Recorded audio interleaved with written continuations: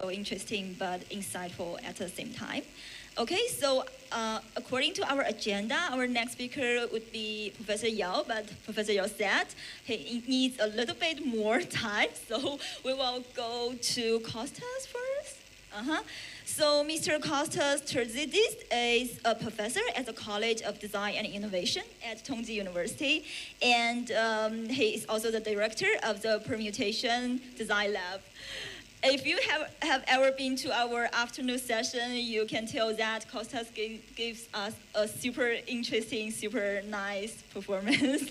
And I heard that he's going to give another mini interesting performance as well for our Petaku tonight. And he will works with our colleague Cici together. Yeah, okay. I can't wait. Okay, so if you're ready, we will get started. I'm always ready. Story number one. There is a shoemaker once upon a time that had this technique of making shoes which are very interesting. He had a ribbon, and he would take the ribbon, he would turn around, he would twist it, and he would make the most beautiful, amazing shoes in the world. Everybody in the world wanted to go and see his shoes and buy them from him because it was so amazing. So one day, a very rich woman, very beautiful woman came to him and said, "Can you make a shoe for me?" And he said, "Of course, my lady, I can do a shoe for you because you're beautiful and you have money." So he went and he took his best silk velvet ribbon from his from drawer, and he twisted around, he turned around, and he produced the most beautiful shoes in the world. And she gave it to her. She was like, "I have never seen anything so beautiful in my life. This is the best thing I've seen before, but how much does it cost?" And I said, "Well, for you, only 10,000 coins." He said, "Well, that's a lot of money for just one little ribbon." And he said that the ribbon is free. That's the price of the shoe. Which means that why are we paying so much money for something when the price of it is so little? Like, for example, you pay $5.99 for an iPhone, but really, the iPhone, the material, costs only $1.03. So what are you paying for? Who are you paying it for? And what is it that you're paying for? Story number two.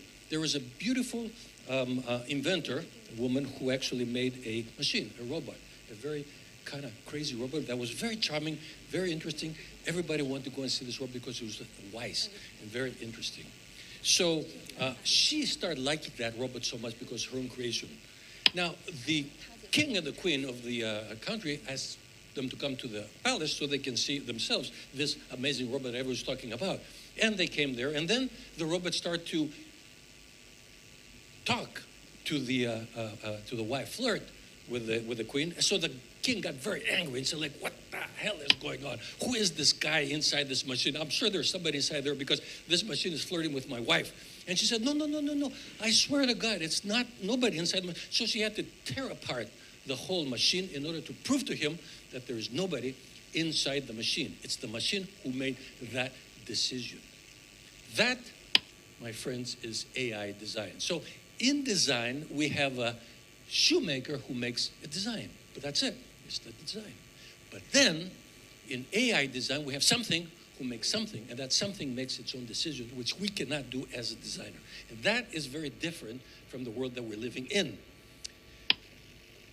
Creating something is always good because it shows who we are. But creating something that creates something else is very different because it shows who we want to be, which is very, very different from what we are. What I want to be is not what I am, okay? And that's a very big thing. So that comes with a lot of problems. For example, a father makes a son. The son wins a prize. Does the father win it too? No. The son wins it, right? You make a robot. The robot wins a game. Do you win too? Of course. I made the robot, so it's mine.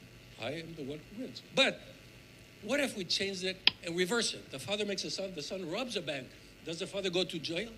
No, the son goes because he robbed the bank. You make a robot. The robot robs a bank. Do you go to jail?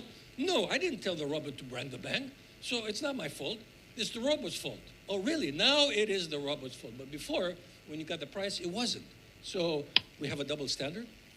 Problem number three. You have a kid. You have a car, or a brother's car, that is running at 60 miles an hour towards a tunnel. Okay? And you're not you're in the side. And there's a kid who drops in front of the tunnel. So the car has to make a decision. If I go straight, I kill the kid. If I go on the side, I hit on the wall and I hit the passengers. What should the car do? Fourth problem, a programmer has a girlfriend. And the girlfriend's bothering him all the time by sending him a message. So he decides to write a program to talk to the girlfriend. The girlfriend doesn't know he's talking to a machine. So the guy is very happy because he has nothing to be bothered by that. But then she comes back to him and says, like, I like you so much. I love you so much. And the question is, he got surprised. Like, who does she love? What is she telling? What is this machine telling her? Because I have no idea what is going on. And then again, who is it that I'm talking to? Who is that is stealing my girlfriend?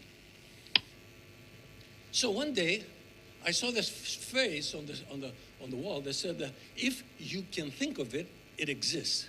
And I took all these pieces, I put it by the window, and I opened the window, and the breeze came in, and they got on the floor, and then I read something else. If it can think of you, you exist.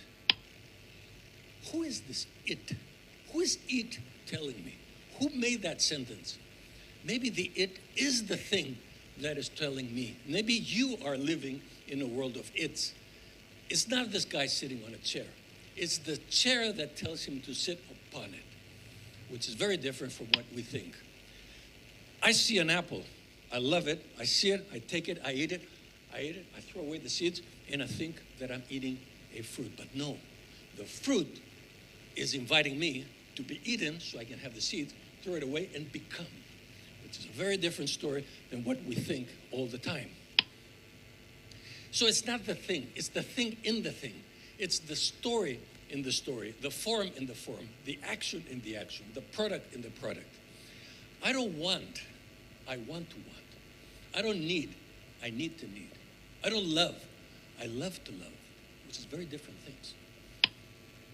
So the mass problem is that if there is a mistake, whose is the mistake? When you say it's my mistake, that's not possible, because if it's your mistake, it means you have no control over it, so therefore it's not yours. And it's not yours, then whose mistake is it? Who made the mistake? Who is on the other side of the mistake? A drug addict wants to kill himself, but he's afraid. He's scared. So he uses a Russian roulette because he knows maybe I will save my life. But the gun knows where the bullet is. So the gun has a problem. If I kill the guy, I become a gun again. But if I don't, he'll need me. So what should I do? Huh? Thank you.